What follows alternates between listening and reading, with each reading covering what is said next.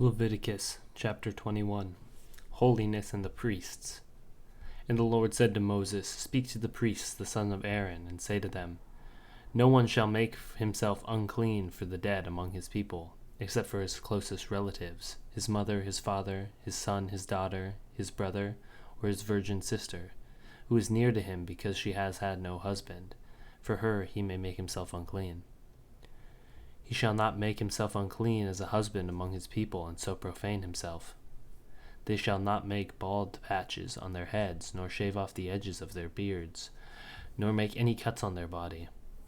They shall be holy to their God, and not profane the name of their God. For they offer the Lord's food offerings and the bread of their God, therefore they shall be holy.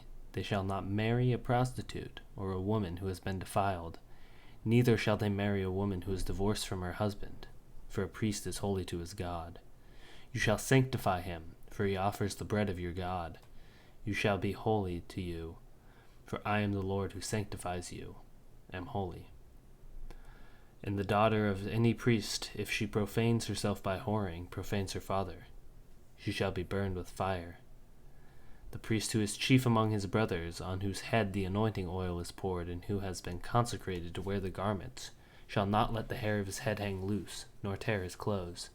He shall not go in to any dead bodies, nor make himself unclean, even for his father or his mother. He shall not go out of the sanctuary, lest he profane the sanctuary of his God, for the consecration of the anointing oil of his God is on him. I am the Lord. And he shall take a wife in her virginity, a widow, or a divorced woman, or a woman who has been defiled, or a prostitute. These he shall not marry.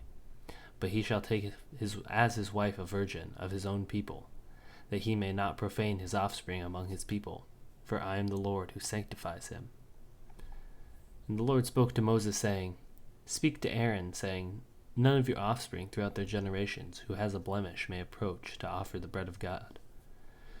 For no one who has a blemish shall draw near, a man blind or lame, or one who has a mutilated face, or a limb too long, or a man who has an injured foot or an injured hand, or a hunchback, or a dwarf, or a man with defect in his sight, or an itching disease, or scabs, or crushed testicles.